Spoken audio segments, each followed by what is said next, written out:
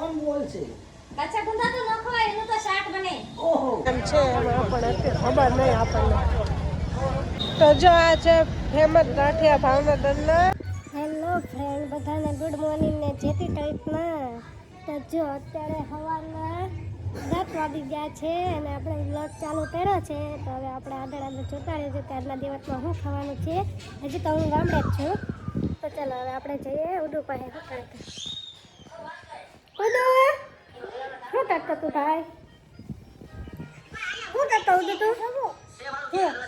ગામડે એમ તો छोड़ आया एक दिन मोड़ आया और मैं निकला कड़ी लेके रास्ते पे छोड़ आया एक दिन मुझको मोड़ आया.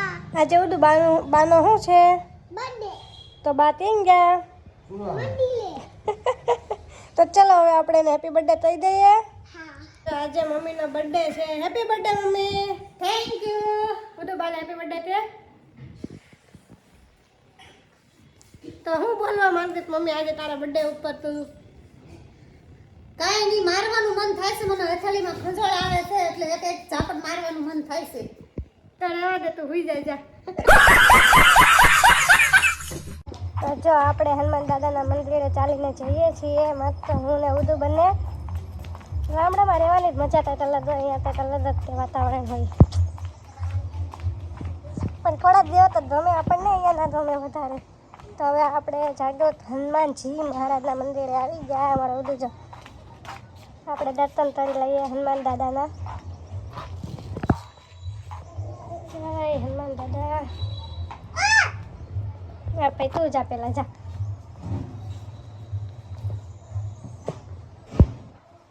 કરો છો બાર તો ઘરમાં તો હું સાંભળી લઉં છું, બહાર કોઈ નહીં સાંભળે. મેં જો તેવા રોટલા થડે તે જો ગામડામાં તો રોટલા જ મળે હો. તો બોલું મમ્મી તારે? અરે રોટલા ખાવાની મજા જ કાંઈક બીજી હોય, અલગ. એવું તો અહીંયા આપણું ખાવાનું બની ગયું છે. દાળ ભાત, રોટલી. હોટલમાં ખાવ ને એ કરતાં તો રોટલા ખાવાની મજા જ કાંઈક અલગ હોય. સાંભળી લેજો બધા. શું બનાવ્યું મમ્મી જમવામાં? જમવું હોય તો બધાને ચાલો. રોટલા બનાવ્યા છે, દાળ ભાત બનાવ્યા છે, આખા રીંગણનું શાક બનાવ્યું છે, ભાત બનાવ્યા છે, કાચી કેરી પણ છે, એ તો બોલાઈ ગયું છે. સિંગારો છે પણ, અથાણું છે પણ. અને જમવાની મજા જ કાંઈક અલગ છે ગામડામાં એમ. અને સાથે સાથે કાચા ગુંદા કોણ બોલશે? કાચા ગુંદા તો ન ખવાય, એનું તો શાક બને. ઓહો એનું અથાણું બને. અચ્છા. જોઈ રહ્યા છો તમે આ બહેનની કોમેડી? પાછા બાદભાઈ મંડે નથી નહીં. તો જો આપણે જમીને ઘડીક ખુઈ ગયા હતા ને હવે આપણે જઈએ છીએ બજારમાં.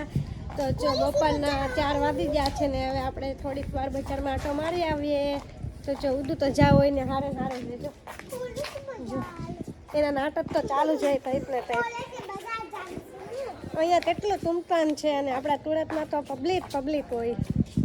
તો જો હવે આપણે અહીંયા મામાનું કારખાનું હાલે છે ને ત્યાં આવી ગયા છીએ જોવા તે કઈ રીતના હું છે ને કેમ છે. હું તમને બધાને પણ બતાવું એનું કારખાનું ક્યાં છે.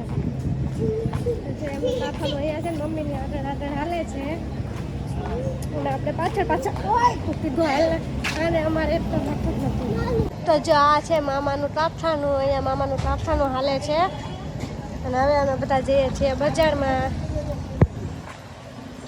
તો જો હવે આપણે બજારમાં જઈને ડાયરેક્ટ મળીએ. આપણે બી જોઈ તો ભાવનગરમાં કેવી બજાર હોય છે તો હું તમને હવે ડાયરેક્ટ બજારમાં જઈને જ બતાવી. તો જો રસ્તામાં મામા મળી ગયા ને હવે આપણને એકમાં લઈ જાય કે આ જો એની અંદર ક્યાં જાય?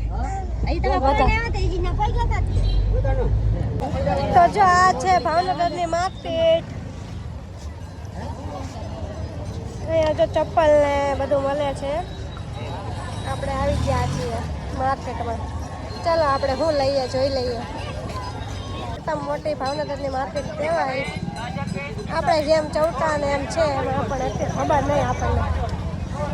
આપણે આવી ગયા જો બધું અહીંયા વેચાય છે અલગ અલગ ચપ્પલ ને. આપણે જો અહીંયા પાણીપુરી ખાવા ઊભા રહી ગયા છીએ બધા મસ્ત. અને ઉડું જો અમારે એને તો કાંઈક ને કાંઈક નાટક ચાલુ જોઈએ એના. ભાવનગરની પાણીપુરી આપણે ટ્રાય કરવી તેવી છે. તો જો અહીંયા છે ભાવનગરની ફેમસ લચ્છી, તો આપણે પણ પીવા આવી જ ગયા છીએ. અને જો અહીંયા ઉડું પીવે છે લચ્છી, અહીંયા પપ્પાએ પીવા છે લચ્છી.